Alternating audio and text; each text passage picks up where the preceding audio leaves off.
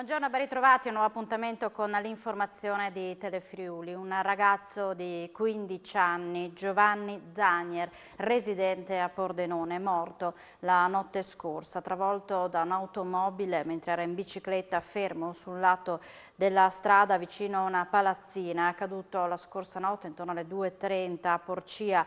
A guidare l'auto era una cittadina americana che ha perso il controllo della vettura. La vittima si trovava assieme ad alcuni amici a bordo strada dove stava chiacchierando, ormai tutti prossimi al rientro a casa, quando è sopraggiunta l'auto. L'automobilista ha perso il controllo della vettura, affrontando una rotatoria, ha travolto il ragazzino che nell'impatto è stato sbalzato a una decina di metri di distanza.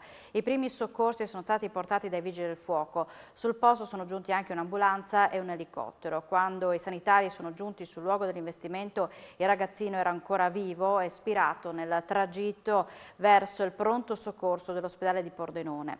La donna che era alla guida dell'auto sarà arrestata per omicidio stradale, quanto ha stabilito la procura di Pordenone sulla scorta degli accertamenti dei carabinieri della locale compagnia. È una giovane di 20 anni, militare statunitense in servizio alla base USAF di Aviano. Secondo quanto hanno appurato i carabinieri della locale compagnia, pochi minuti dopo le 2:30 il ragazzino stava conducendo la propria bicicletta a mano lungo la pista ciclabile di Via Lazio, nel quartiere di Sant'Antonio a Porcia. L'auto condotta dalla ventenne americana della base USAF di Aviano sopraggiungeva intanto dall'uscita di una rotatoria. Persa aderenza con l'asfalto, ha sbandato e ha colpito da dietro l'adolescente sbalzandolo in avanti di una decina di metri. Ed ora ci spostiamo a Rignano Sabbiadoro, dove un bambino di origine vietnamita di 2 anni e mezzo è stato investito questa mattina da un'automobile condotta da un italiano. Poco dopo le 9 in Viale dei Platani, il piccolo, che ha riportato un trauma cranico, è stato trasportato all'ospedale di Udine. Sul posto sono tenuti gli operatori sanitari del 118 con ambulanze e anche l'elicottero a ricostruire l'accaduto, le pattuglie della polizia locale di Rignano Sabbiadoro. E veniamo ai dati di oggi della pandemia. Nuovi casi sono 439, sono stati rilevati con 2.684 tra tamponi molecolari e test antigenici. I ricoveri in terapia intensiva sono 4, mentre le persone ricoverate in altri reparti 195. Si registra un decesso a Udine. Da San Vito al Tagliamento al Parlamento europeo di Strasburgo a piedi per sensibilizzare le istituzioni sul tema dell'autismo e dell'inclusione lavorativa. E questa è l'impresa che vedrà protagonista Valentino Gregoris, partenza oggi, rientro in Friuli a metà settembre. Quasi 700 km a piedi in 23 giorni, da San Vito al Tagliamento al Parlamento europeo. Questo è il percorso scelto da Valentino Gregoris, papà di un ragazzo autistico, per sensibilizzare le istituzioni non solo sul tema. Partenza domenica 21 agosto e rientro in settembre. Quest'anno mi cerco di far pensare a chi è laggiù a Strasburgo che i nostri ragazzi hanno bisogno di un'integrazione e un'inclusione lavorativa, che se fin qualche anno fa era pura utopia, stiamo parlando del 2019-2018, con l'esempio che è stato fatto quest'anno con la Electrolux e con la Futura, c'è la possibilità di inclusione lavorativa dei nostri ragazzi, perché non è più utopistica, però è realtà. Cerchiamo di aiutare questi ragazzi a includersi, perché io ho sentito una ragazza che aveva la sindrome di Down che darle un lavoro era dare una dignità. Gregoris, sostenuto dai camperisti sanvitesi e dalla SOMSI, oltre che da partner pubblici e privati, ogni anno sceglie un cammino diverso, marciando per l'autismo. So che c'è parecchio entusiasmo in Alsazia per questo cammino e a me fa molto piacere. Quando sarò a distanza presumibilmente di 100 km da arrivare a Strasburgo, mi sposterò col camper e andrò a trovare il nostro paese gemellato Rexheim. Io dovrei essere il 12 a Strasburgo, il 13 ho l'incontro al Parlamento europeo, che il cammino è all'alto patrocinio del Parlamento europeo. Penso che per il 15-16 dovrei rientrare a San Vito. Lui, insomma, farà la sua parte, come ogni anno, un passo alla volta. Una tavola rotonda per parlare di sport e disabilità, ma anche di inclusione e prevenzione. Si è tenuta ieri all'ASU, organizzata dall'Associazione di Promozione Sociale Io Ci Vado con Willisi e la stessa Associazione Sportiva Udinese. Un'occasione per mettere assieme persone che ogni giorno si impegnano per migliorare la vita degli altri e per creare un mondo più inclusivo alla portata di tutti. L'inclusione parte dallo sport è il titolo della tavola rotonda che con questi obiettivi è stata organizzata ieri all'ASU per raccogliere testimonianze e buone pratiche per un mondo più inclusivo, organizzata da Io Ci Vado con la stessa ASU e con Willys SRL. Tutto è partito da un accordo che Io Ci Vado ha fatto il 14 luglio col Centro Internazionale di Ricerca Daniele Denardi di Roma. Inizieranno lì dei pacchetti della formazione di professionisti. L'idea è di portare il centro anche qua in Friuli, cominciamo a formare le persone, a fare delle attività e creare dei pacchetti anche turistici. Il turismo movimenta un po' tutta quella che è l'attività e l'economia di un paese. Assieme al turismo le persone di solito si muovono, fanno attività fisica, l'attività fisica comporta anche la prevenzione, sapere come muoversi e avere dei professionisti preparati e formati che sappiano dire alle persone, soprattutto chi ha delle disabilità, che cosa può fare e insegnargli a fare attività fisica.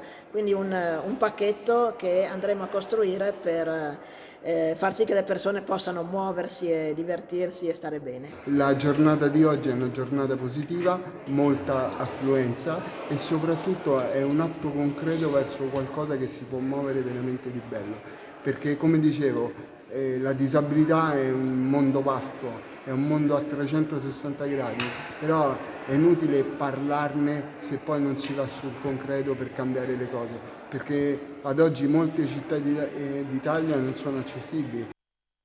Ed ora per la pagina degli spettacoli, la corte di Palazzo Morpurgo a Udine ha ospitato per Folkes 2022 il giovane cantautore Luiz.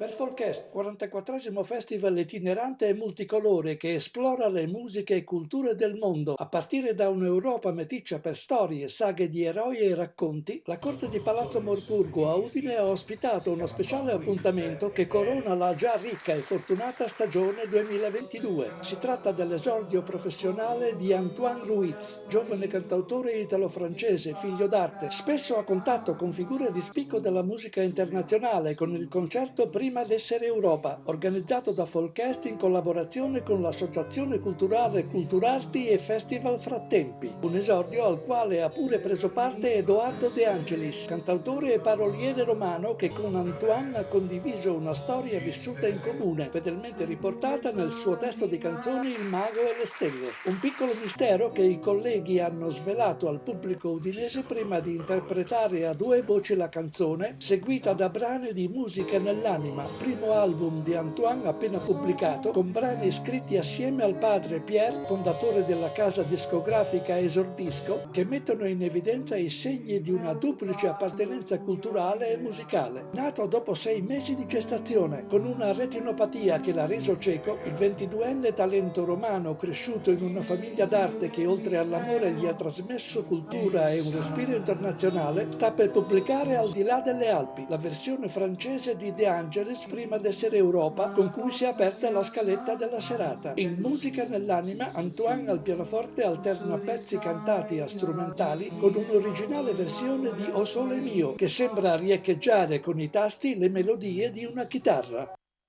Nei suoni, nei luoghi ha raggiunto la 24esima edizione, a Cervignano va di scena la musica. L'FM Quartet del trombettista Francesco Minutello, arricchito dalla partecipazione del sassofonista Pietro Tonolo, sono i protagonisti del concerto tenuto nel Giardino dei Diritti di Cervignano per Nei suoni dei luoghi, 24esimo festival di musica e territori organizzato dall'associazione Progetto Musica. We Live the Present fra jazz e musica classica. Titolo dell'appuntamento ha offerto il destro di ascoltare dal vivo alcuni brani dell'omonimo nuovo progetto discografico del trombettista friulano registrato da Stefano Amerio per Arte Suono assieme a musiche di Eric Satie e Johann Sebastian Bach. Formato nel 2009 dalla collaborazione fra Minutello ed il pianista Giampaolo Rinaldi, l'FM Quartet con Simone Serafini al contrabbasso e Max Trabucco alla batteria ha preso parte nel corso degli anni a diversi festival e rassegne, quali Jazz by the Pool, mescolanze musicali, Venezia Jazz Festival, Musica in Villa e Udine Jazz, oltre ad avere collaborato con diversi musicisti e sul progetto Dune con sono alcuni fra i migliori sassofonisti del panorama jazzistico internazionale. Oltre a composizioni originali, le 11 tracce del nuovo disco comprendono 2 brani arrangiati, come la celebre Gymnopédie di Satie e My Life Is Now del compianto Marco Tamburini, con sonorità europee che si intrecciano fra brani dalla spiccata energia e ballate che riflettono la crescita artistica del trombettista friulano. Ad accompagnare il quartetto, la straordinaria presenza del sassofonista e compositore di Merano Pietro Tonolo, entrato nel mondo del jazz professionale attorno al 1979 dopo aver abbandonato una già intrapresa attività come violinista classico, qui chiamato all'esecuzione di famosi standard jazz. Siamo in chiusura, ma l'informazione ritornerà in diretta alle 19. Grazie per l'attenzione e buon pomeriggio.